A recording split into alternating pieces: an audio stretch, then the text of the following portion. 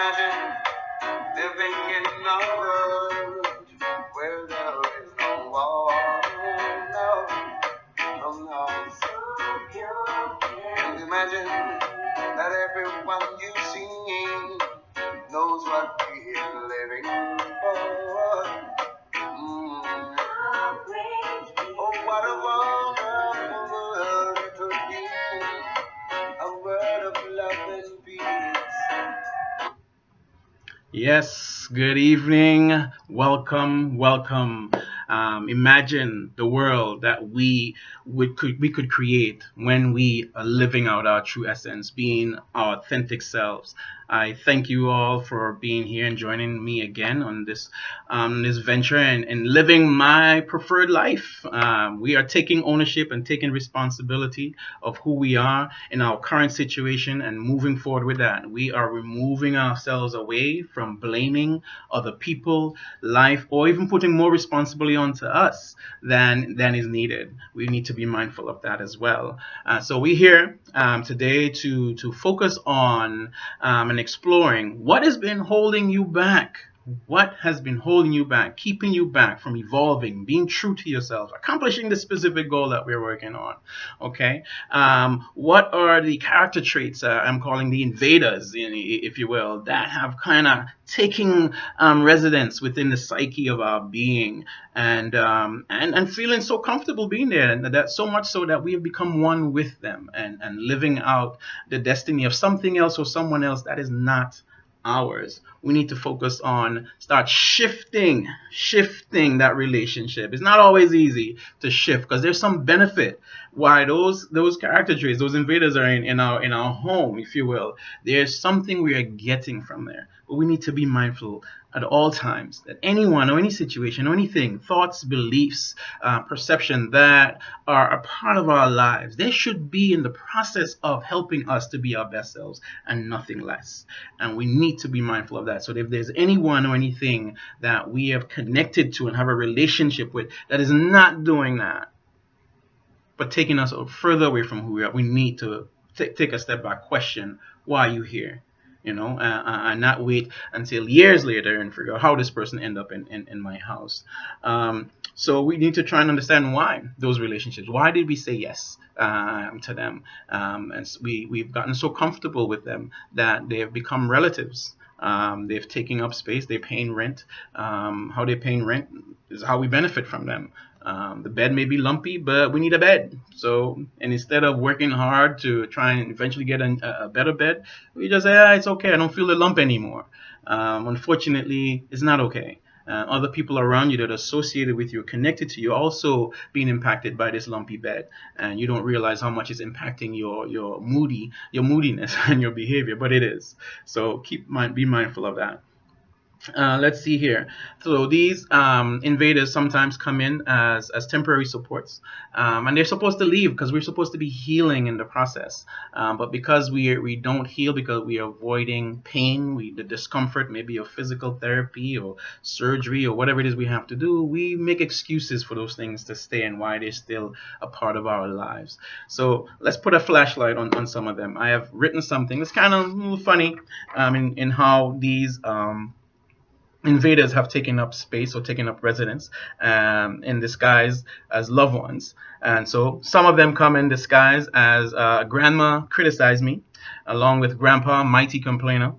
We also have mama overwhelmed and father just too busy, auntie procrastination and uncle broke, and well-dressed great aunt perfectionism and her disheveled husband uncle disorganized.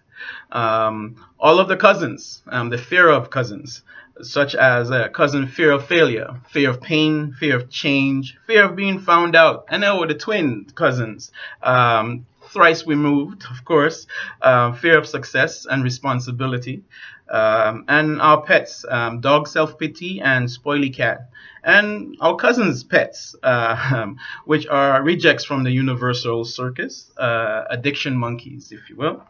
And then we have the couple renting and the basement. They are the storytellers. They are tenant excuses. And what had happened was, yeah, right. And so We can't forget rigid past religious, always dressed in black or white. And the first lady, I have to look the part. We just call her Image. Okay, and oh boy, we can't forget our neighbor, Undisciplined. Always seem to come around when we're about to do that thing that we want to do and don't really want to do. And so find something fun to always distract us, and we really enjoy that. And we bring along Auntie Procrastination because she always has some great ideas for us to do and make things light. We have to also keep an eye out on our two friends, Pessimistic and Victimized. Other people try to connect us with them and say how close we are to them. And like, well, we're not so close. We try to distance ourselves from connecting with them, but they are definitely a deep connection within many of us. And these relationships we have, these character traits, these invaders, they harm us in different ways, and they stay there for so long, and we become infested with their stuff, and develop issues such as trust issues, self-esteem issues, anger management, or poor anger control issue in itself, issues with God, unforgiveness, and with towards others, and even towards God Himself too. We the negative use of our voice, we either use it as vengeance or to release some of that negativity, or we hamper down. We allow people to just come in and take over and use our power for their good and not for ours. What else? We also have shame and guilt that come in, and man, that talk about being stifled and being beaten over the head constantly. If these are living within the home of your being, not good. All right, and let's see, look, one more from here. The way that we learn to love based on these people, these character traits being in our lives is conditionally, not unconditionally, because unconditionally requires vulnerability, sacrifice, humility, surrendering. And after a lifetime of pain and being hurt and disappointed and betrayed, we don't have time a lot of times for this thing of vulnerability. We want to evolve. We want to be our best selves, and we want to be in control of this temple right here. And we don't want nobody else come in and try and dictate and tell us what we should do and how we should do it, even though we're jacking things up even more. All right. So the other thing that I want us to do is to list these character traits. So just list them. Don't judge them. Don't ask like, why do I have this here? I wonder why I've been holding on to this for so. No, no, not just list them, okay? And especially related to this particular goal that you've been trying to work on, trying to get started or complete. Um, After listing them, we can then go into a meditation of just kind of being mindful of this connection, those connection with those character traits, those invaders, and how much they're draining our energy. But we want to look at the relationship that psychologically we have with them. We're not in relationship with them because they drain our energy. We're in relationship with them because we think they are doing some good for us. And so, what is your actual relationship with them? Ask those questions. Which ones you witnessed growing up, by loved ones and in your culture, and what character traits did you notice in your parents that you didn't like, and you said you'd never do, but all of a sudden your friends and other people telling you acting just like your mother or your father?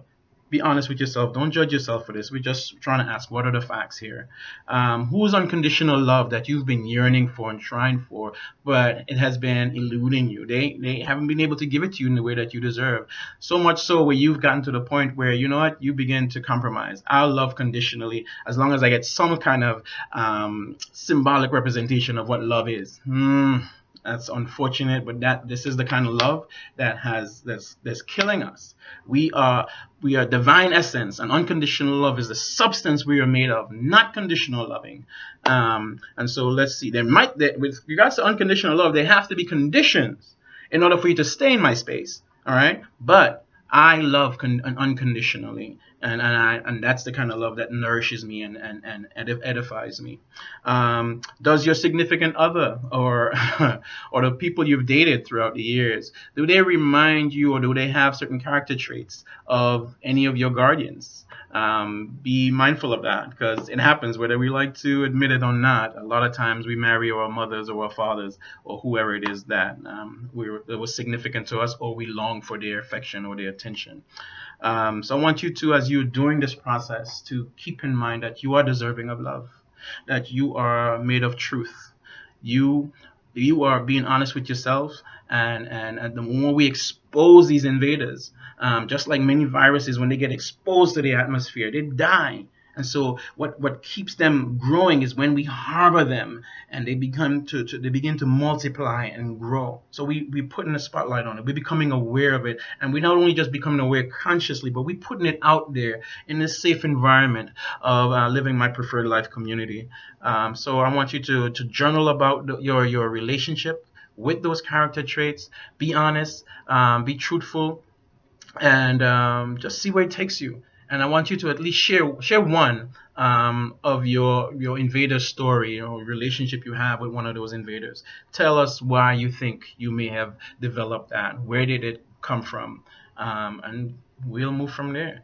Believe me, other people are being blessed by you. I am thanking you for your participation in this process. I honor you and give you thanks and be blessed.